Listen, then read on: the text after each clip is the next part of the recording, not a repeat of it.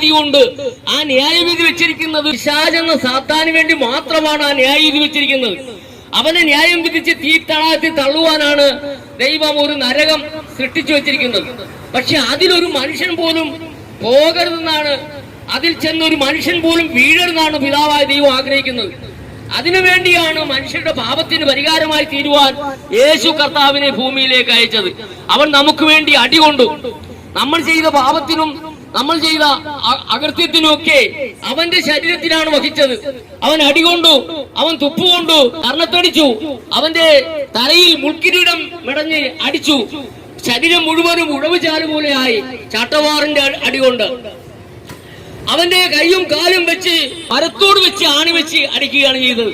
അങ്ങനെ ക്രൂശിൽ തറച്ചു. ആ യേശു കർത്താവ് ക്രൂശിൽ കിടന്നു മരിച്ചു. അവിടെ പറയുന്നൊരു കാര്യമുണ്ട്. ജീവൻ പോകാൻ പോകുന്ന സമയത്ത് പറയും സകലവും നിവൃത്തിയായെന്ന് പറഞ്ഞു. കാരണം ഇത് നിവർത്തിക്കുവാനായിട്ട് പിതാവ് തന്നെ അയച്ചിരിക്കുകയാണ്. അതുകൊണ്ട് സകല പ്രവൃത്തിയും ചെയ്തപ്പോൾ ശരീരത്തിൽ നിന്ന് ജീവൻ പോകാൻ പോകുന്ന സമയത്ത് പറഞ്ഞു സകലവും നിവൃത്തിയായെന്നു. പ്രിയപ്പെട്ടവരെ, ആർക്കു വേണ്ടിയാണ്?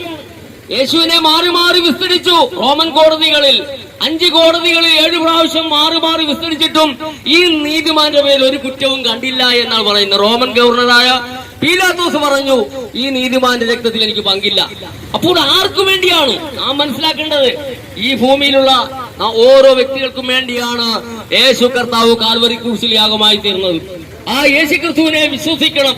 അതാണ് സുവിശേഷം. ആ സുവിശേഷമാണ് ഈ ലോകത്തോട് വിളിച്ചു പറയുന്നത്. പ്രിയപ്പെട്ടവരെ, നമ്മളെ പിതാവിന്റെ സന്നിധിയിൽ നമ്മളെ എത്തിക്കുവാനാണ് തന്റെ പുത്രനായ ക്രിസ്തു നമുക്ക് വേണ്ടി ഈ കഷ്ടങ്ങളെല്ലാം അനുഭവിച്ചത്. നമുക്ക് വേണ്ടിയാണ്. നമ്മളെ സ്വർഗത്തിൽ എത്തിക്കുവാൻ വേണ്ടിയാണ്. പിതാവിനോടുകൂടി നിത്യകാലം വസിക്കുവാനാണ്.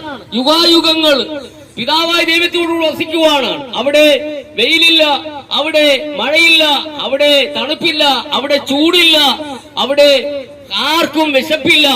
എല്ലാവർക്കും സമർത്ഥമായി ജീവിക്കാനുള്ള ഒരു സൗധം അവിടെ നമുക്ക് സൃഷ്ടിച്ചു വെച്ചിരിക്കുകയാണ്. അവിടെ പിതാവിനോടുകൂടി വസിക്കുവാണ്.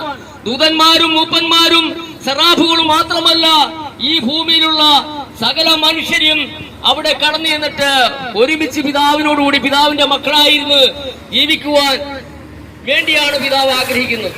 ആ പിതാവിന്റെ മഹാസ്നേഹം നാം ആരും മറന്നു പോകരുത്. അതുകൊണ്ട് കാലം തികഞ്ഞു, ദൈവരാജ്യം സമീപിച്ചിരിക്കുന്നു. മാനസാന്തരപ്പെട്ട് സുവിശേഷത്തിൽ വിശ്വസിപ്പിൻ.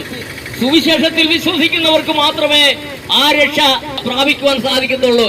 കാരണം ഇവിടെ ലോകത്തിൽ അനേക മതങ്ങളുണ്ട്. മതങ്ങൾ പറയുന്ന കാര്യങ്ങളെല്ലാം ഈ ഭൂമിയിൽ കൊണ്ട് തീരുന്നതാണ്. ഒരു മനുഷ്യന്റെ മരണം കൊണ്ട് തീരുകയാണ്. ഒരു മനുഷ്യനെ